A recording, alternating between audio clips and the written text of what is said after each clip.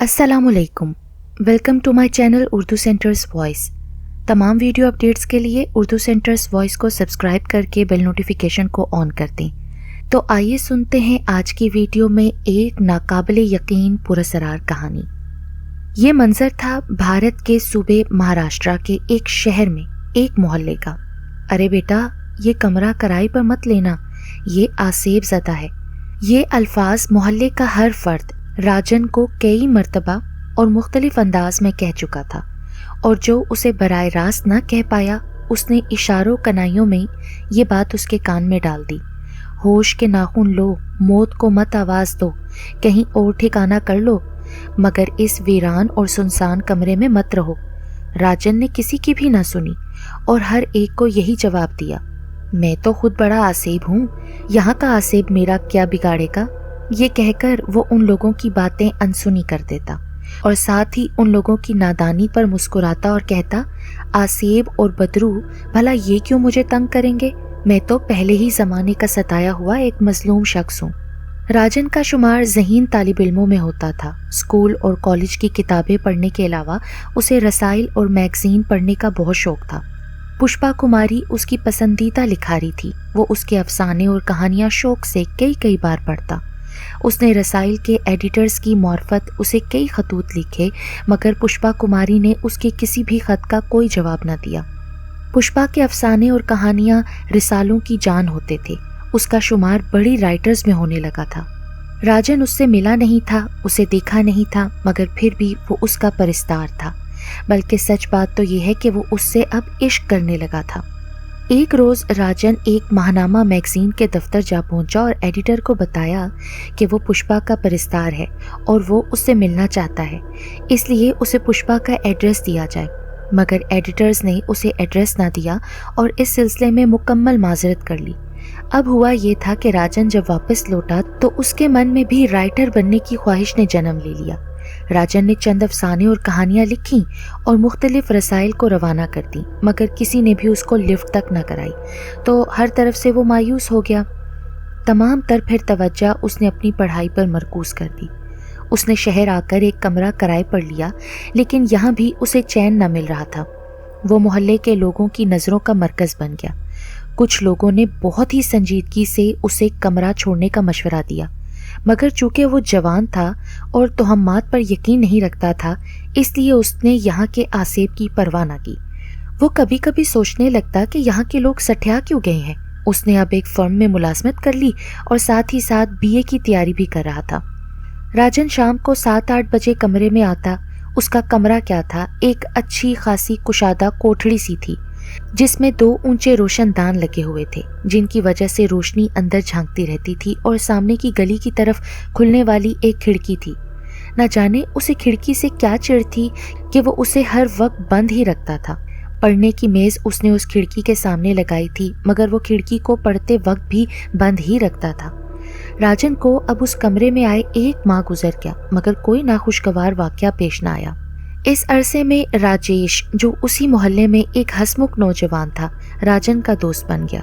अब जैसे ही राजन कमरे में आता तो राजेश भी वहाँ पर आ जाता। फिर दोनों कमरे में बैठे खूब गप्पे मारते रहते। वो दोनों ताश की बाजी भी जमाते। एक दिन राजेश ने कहा, यार राजन, तुम हर वक्त खिड़की क्यों बंद रखते हो? क्या खिड़की इसलिए लगाई गई है कि इसे बंद रखा जाए? राजन मुस्कुराकर बोला, मैं जानता हूँ दोस्त कि तुम्हें इसके बंद रहने पर क्यों एतराज़ है। वक्त गुजरते देर नहीं लगती। राजन को अब उस कमरे में आए 2 माह गुजर गए, मगर उसे कोई आसेब नजर न आया। राजन के इम्तिहानात भी नज़दीक आ चुके थे, इसलिए अब वो राजेश से भी कम ही मिला करता था। वो दफ्तर से आकर कमरा बंद करता और रात गए तक पढ़ाई में मसरूफ़ रहता। एक रोज़ उसके दफ्तर की छुट्टी हुई तो मौसम बहुत ही खुशगवार था। वो घर जाने की बजाय एक पार्क की तरफ चल पड़ा। नर्म हरी घास पर लेटे हुए उसे बहुत सुकून मिल रहा था, मगर अचानक ही राजन का दिल उस माहौल से उचाट हो गया और वो फौरन ही उठा और घर की तरफ चल पड़ा। राजन घर आने के बाद जब अपनी मेज़ पर सर टिकाए कुछ सोच रहा था कि दफतन एक खटके से खिड़की के दोनों पट खुल गए और सर्द हवा का एक झोंका अंदर आया। उसने घबरा कर सर उठाया और आगे बढ़कर खिड़की को दोबारा बंद कर दिया, मगर दूसरे ही लम्हे खिड़की फिर खुल गई और उसके साथ ही राजन ने अपने अंदर एक अजीब सी तब्दीली महसूस की। उसे यूं लगा जैसे कोई उसके अंदर समा गया हो, मगर ये क्या, उसका सीधा हाथ खुद ब खुद हरकत करने लगा। उसने बेसाख्ता कलम उठाया और फिर सामने रखे सफ़ेद खाली कागज़ पर लफ्ज़ बनते चले गए। राजन ने अपना हाथ रोकने में पूरी कुव्वत सर्फ कर दी थी, मगर उंगलियां बदस्तूर कागज़ पर तैरती फिर रही थीं। लफ्ज़ बढ़ते गए, सफ़े काले होते गए। राजन ने दोबारा अपने ऊपर काबू पाकर कलम रोकने की कोशिश की, क्योंकि वो उसके नोट्स वाली कॉपी थी, मगर खिड़की खुली रही और सफ़हात बढ़ते गए और फिर एकदम जैसे उसे होश आया, उसका हाथ खुद ब खुद रुक गया और वो अजीब सी कैफियत भी ख़त्म हो गई। राजन ने फ़ौरन सफ़हात को पलटा और उन लफ्ज़ों को पढ़ने लगा जो खुद ब खुद तहरीर हो गए थे। वो तहरीर पढ़ते ही उछल पड़ा। ए भगवान, इस कदर शाहकार कहानी! शायद उसने आज तक ऐसी कहानी नहीं पढ़ी थी। किस कदर अछूता प्लॉट था। लेकिन कहानी के इख्तिताम पर मौजूद 2 अल्फाज ने उसे खासा परेशान कर डाला। कहानी के आखिर में लिखा था 1400 लफ्ज़ 1400 दिन। राजन ने कहानी के अल्फाज गिने तो वो 1400 ही थे। ये मौम्मा तो उसकी समझ में आ गया, मगर 1400 दिन? वो ये सोच सोच कर थक गया कि इनका क्या मतलब है। आखिरकार उसने अपने सर को झटक दिया और कहानी को साफ कागज़ पर मुंतकिल किया। कहानी मुकम्मल करके वो सोने के लिए लेट गया। अगली सुबह दफ्तर जाते वक्त राजन उस कहानी का मुसव्वदा भी साथ ले गया और डाकखाने जाकर उसने वो कहानी मुल्क के एक ऐसे मकबूल महानामे को अरसाल कर दी जिसमें पुष्पा कुमारी की कहानियाँ भी शाया होती थीं। और फिर वो बेसब्री से एडिटर के जवाब का इंतज़ार करने लगा। आखिरकार राजन का इंतज़ार रंग लाया। उसे एडिटर का ख़त मिला। वो शायद ही कभी ज़िंदगी में इतना खुश हुआ हो जितना खुश उस ख़त को पढ़कर हुआ था। वो कहानी ना सिर्फ मुंतखब हो गई थी, बल्कि साथ ही पहले इनाम की हकदार भी करार पाई थी। शहर के अखबारों में भी उस कहानी का चर्चा हो रहा था और उसकी तसनीफ को बेहद सराहा गया। उसे मुल्क की शाहकार कहानियों में शामिल कर लिया गया। ये सब कुछ इतनी जल्दी हुआ कि राजन कुछ समझ ना पाया। वो सोचने लगा कि अगर लोगों को मालूम हो गया कि ये कहानी उसने नहीं लिखी बल्कि खुद ब खुद लिखी गई है तो फिर क्या होगा। लेकिन फिर उसने अपने इस ख्याल को झटकते हुए सोचा कि लोगों को क्या मालूम। ये ख्याल आते ही वो खुशी से झूम उठा। राजन की इस कामयाबी पर राजेश भी बहुत खुश था, मगर उसे हैरत थी कि राजन ने कभी उसे ये नहीं कहा था कि वो कहानियाँ लिखता है, और ना ही उसने उसे कभी राजन को लिखते हुए देखा था। तो फिर उसने इतनी ज़बरदस्त कहानी कैसे लिख ली। और आखिर एक दिन राजेश अपने दिल की बात जुबान पर ले ही आया। यार राजन, शक्ल से तो तुम बिल्कुल चगत नजर आते हो। यकीन नहीं आता कि ये कहानी तुमने लिखी है। हाँ, तुम ठीक कहते हो, ये कहानी मैंने नहीं लिखी। राजेश तो राजन के इस जवाब को गहरा तंज समझते हुए खामोश हो गया था, मगर दूसरी तरफ राजन अक्सर ये सोचता और परेशान हो जाता कि आखिर उन 1400 दिनों का क्या मतलब है। और जब वो ये सोच सोच कर थक जाता तो अपने दिल को तसल्ली देते हुए कहता, होगा कुछ मतलब उसका भी, मुझे ज़्यादा फिक्र की क्या ज़रूरत है। कई माह गुजर गए, मगर राजन पर दोबारा वो कैफियत तारी ना हुई जो पहली कहानी लिखते वक्त हुई थी। उन दिनों में वो कई एक कहानियाँ खुद भी लिख चुका था, मगर वो इतनी कमज़ोर थीं कि उन्हें एक बार पढ़कर ही वो ज़ाया कर देता। पहली कहानी वाले वाक़ये के तकरीबन 4 माह बाद जब वो एक कहानी लिखने की नाकाम कोशिश कर रहा था कि अचानक हवा के तेज़ झोंके से खिड़की के दोबारा दोनों पट खुल गए और राजन पर वही कैफियत तारी हो गई।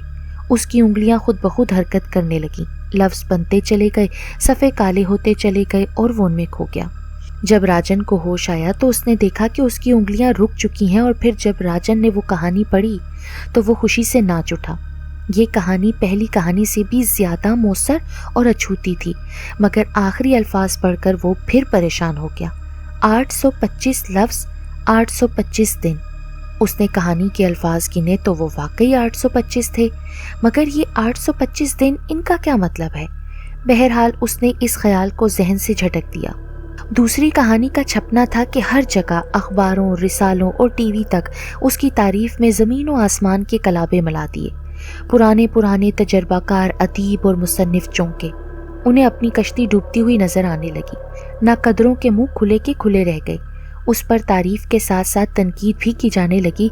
इस सिलसिले में राजन का टीवी पर इंटरव्यू भी नशर किया गया। फिर तो उसके घर लोगों का हजूम लग गया। उसकी डाक इतनी बढ़ गई कि वो पढ़ ही ना पाता था।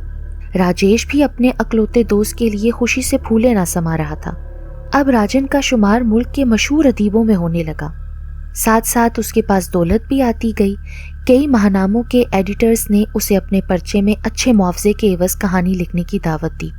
دولت ملتے ہی راجن نے ایک فیصلہ کیا جو بقول اس کے بہت ضروری تھا۔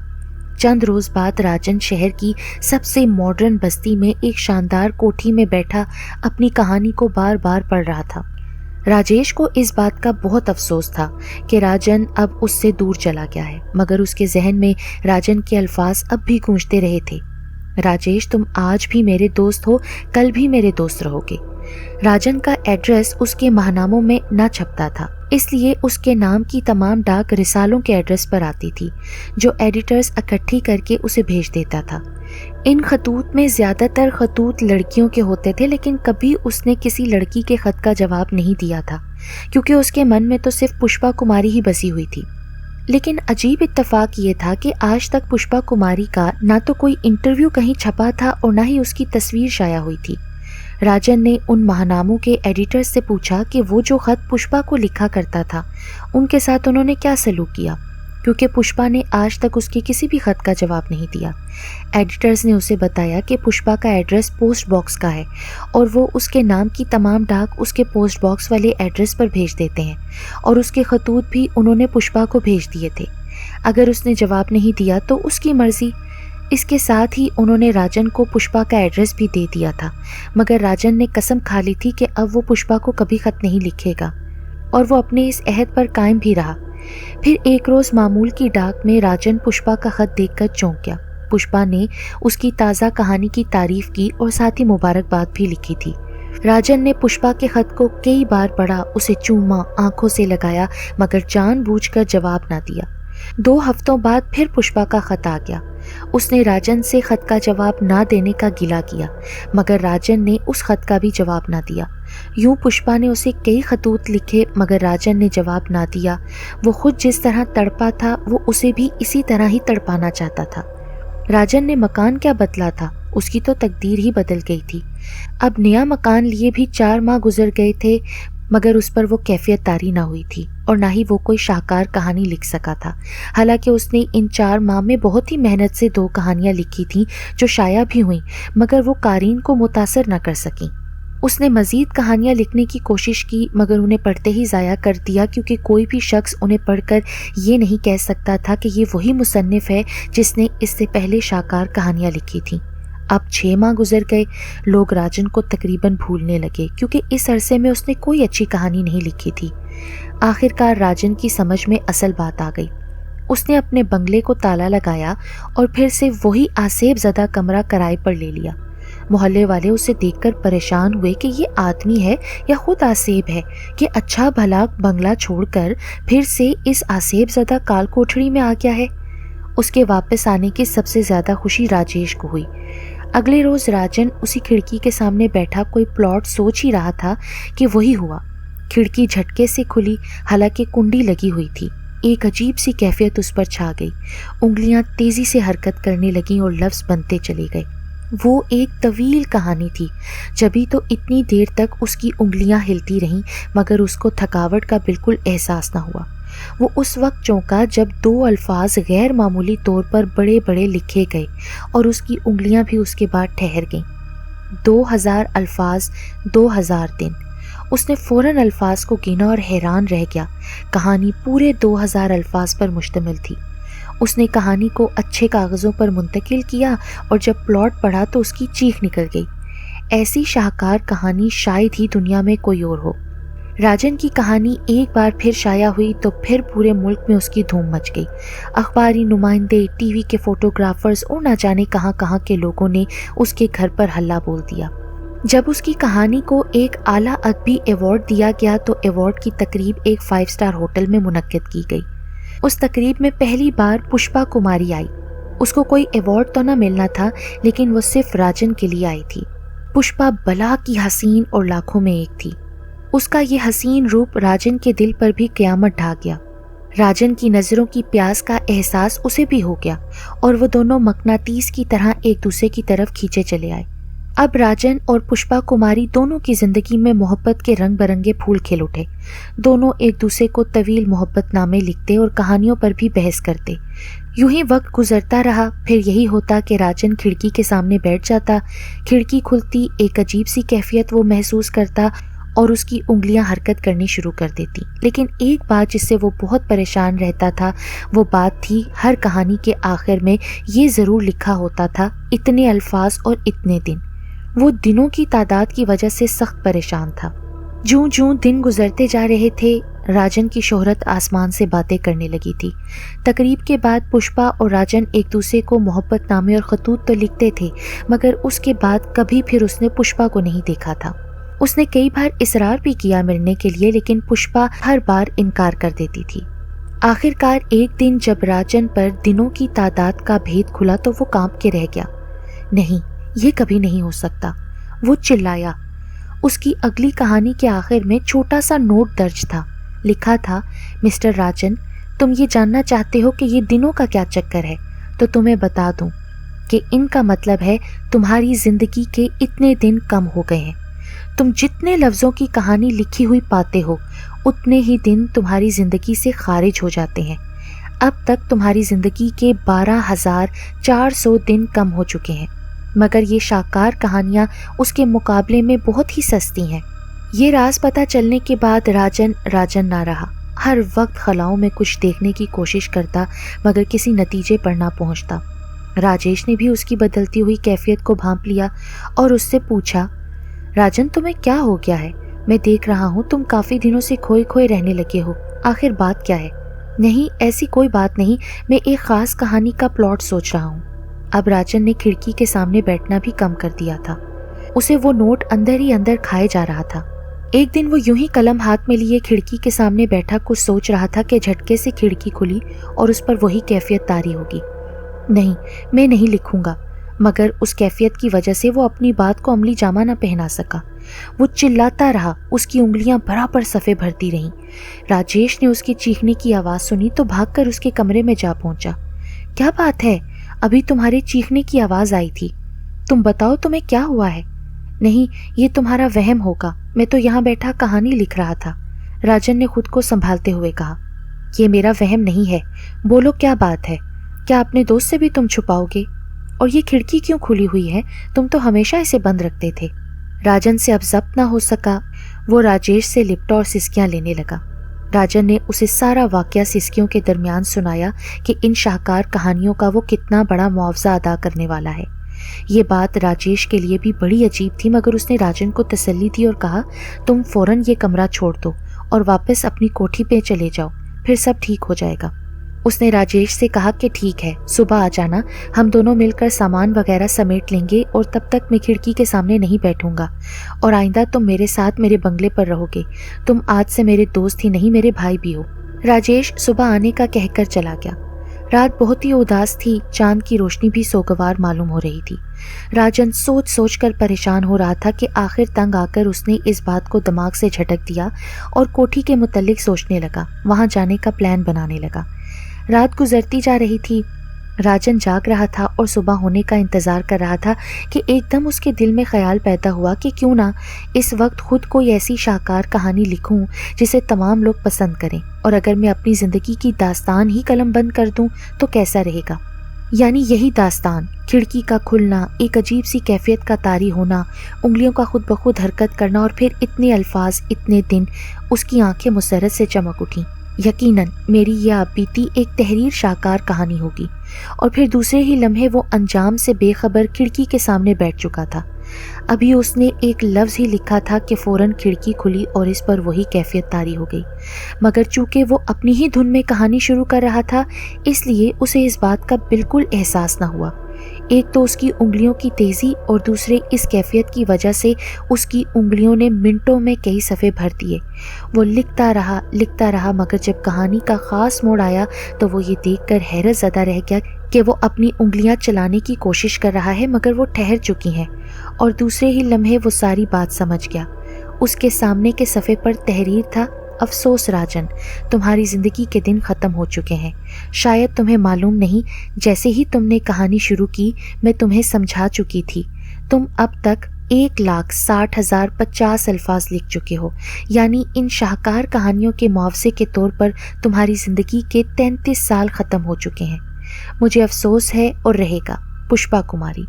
सुबह हुई तो राजन अपने कमरे में मुर्दा पाया गया और उसके बाद पुष्पा कुमारी की भी कोई तहरीर शाया नहीं हुई। ये कमरा आसेब ज़दा है, राजन को सबने मना किया था और फिर वाकई ही उस कमरे का आसेब राजन को निकल गया। मगर पुष्पा कुमारी कौन थी, ये कोई न जान सका। क्या पुष्पा कुमारी ही उस कमरे का आसेब थी?